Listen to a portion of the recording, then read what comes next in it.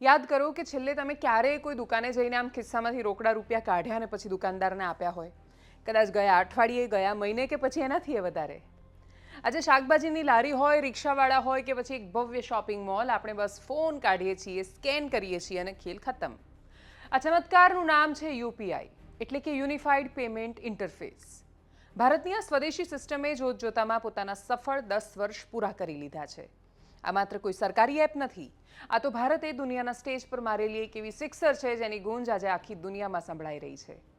જ્યારે 2016-17માં યુપીઆઈ નવું આવ્યું ત્યારે આખા દેશમાં માત્ર 1.25 કરોડ ટ્રાન્ઝેક્શન્સ થતા હતા. અને આજે ભારતમાં રોજના સરેરાશ 66 કરોડથી વધુ ટ્રાન્ઝેક્શન થાય છે. વર્ષ 2025-26 સુધીમાં આ આંકડો વાર્ષિક 24,000 કરોડને પાર કરી ગયો છે. જે સિસ્ટમ ક્યારેક થોડા કરોડમાં રમતી હતી એ આજે વાર્ષિક 314 લાખ કરોડ રૂપિયાનું ટર્નઓવર હેન્ડલ કરે છે. આ આંકડો એટલો મોટો છે કે દુનિયાના કેટલાય દેશોની આખી જીડીપી પણ આની સામે નાની દેખાય. એક સમય હતો જ્યારે સામાન્ય બેંક ટ્રાન્સફર માટે પણ કલાકો સુધી લાઇનમાં ધક્કા ખાવા પડતા. આજે યુપીઆઈએ બેન્કિંગને સામાન્ય માણસના અંગૂઠા પર લાવી દીધું છે. છૂટા પૈસાની માથાકૂટ કાયમ માટે ગાયબ થઈ ગઈ છે અને દેશના છેવાડાના ગામડા સુધી ડિજિટલ અર્થતંત્ર પહોંચી ગયું છે. તમને ખબર છે, જ્યારે ભારતે આ સિસ્ટમ બનાવીને ત્યારે અમેરિકા અને યુરોપના મોટા નિષ્ણાતો આપણા પર હસતા હતા. એ કહેતા કે જે દેશમાં અડધી વસ્તી ગામડામાં રહે છે, જ્યાં ઇન્ટરનેટ સરખું આવતું નથી, ત્યાં ડિજિટલ પેમેન્ટ કેવી રીતે ચાલશે? પણ આજે ભારતે એ તમામને એવો જવાબ આપ્યો છે કે દુનિયા જોતી રહી ગઈ. આજે વૈશ્વિક real time digital payments Bharat આખી દુનિયામાં નંબર 1 કરે છે.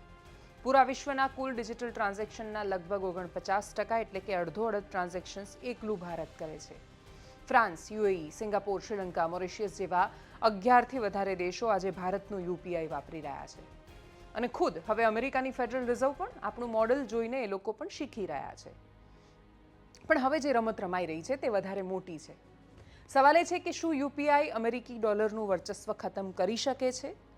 જવાબ છે બિલકુલ હા. અત્યાર સુધી દુનિયાનો નિયમ હતો કે જો ભારતે જાપાન કે જર્મની સાથે વેપાર કરવો હોય તો પહેલાં આપણા રૂપિયા એને ડોલરમાં કન્વર્ટ કરવાના, અમેરિકાની એક બેંકમાં એને ડોલરના રૂપમાં મૂકવાના. આમાં થાય શું તો કે અમેરિકા બેઠા કમિશન ખાય અને આખી દુનિયા પર દાદાગીરી ચાલે અને હજી એ ચાલી રહી છે. પણ હવે ભારત આમાં કશુંક નવું લઈને આવશે.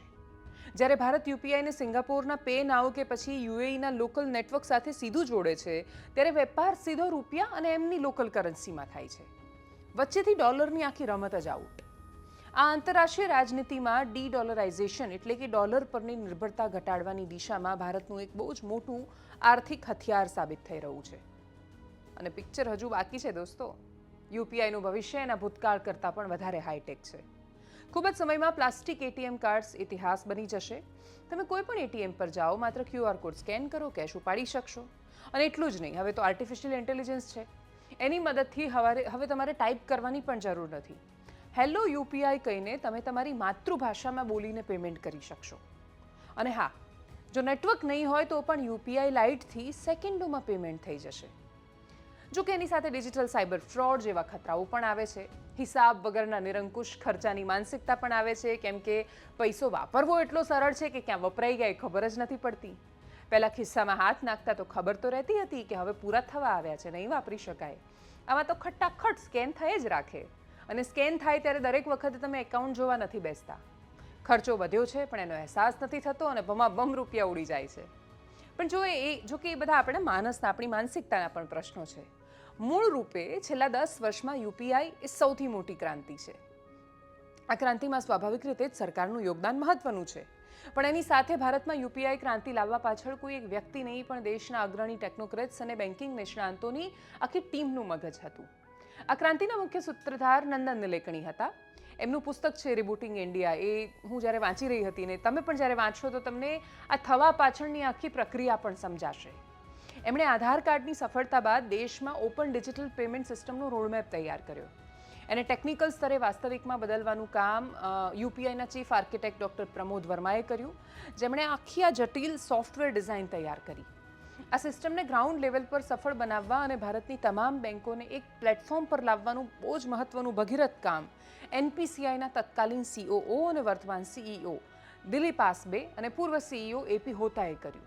રિઝર્વ બેંક ઓફ ઇન્ડિયાની મંજૂરી, ભારત સરકારનું ડિજિટલ ઇન્ડિયાનું મિશન, એ બધાનું મજબૂત સમર્થન જો ન હોત, સરકારનું આઈડિયા અને સમર્થન ન હોત, તો આ વૈશ્વિક ક્રાંતિ અશક્ય હતી. યુપીઆઈ હવે માત્ર કોઈ સુવિધા નથી રહી, એ 140 કરોડ ભારતીયોના આત્મવિશ્વાસની તાકાત છે. એ સાબિત કરે છે કે દુનિયા ભલે હસતી રહી, પણ ભારતે એ કરીને બતાવ્યું જે એની ક્ષમતામાં છે. ભારતે પહેલેથી જ કોઈ ખાસ શોર કર્યા વગર ચૂપચાપ ક્રાંતિ કરીને બતાવ્યું, અને એમ પણ આ એ દેશ છે કે જે ચૂપચાપ ઘણું બધું કરીને બતાવે છે, અને યુપીઆઈ એનું સૌથી મોટું ઉદાહરણ છે. નમસ્કાર.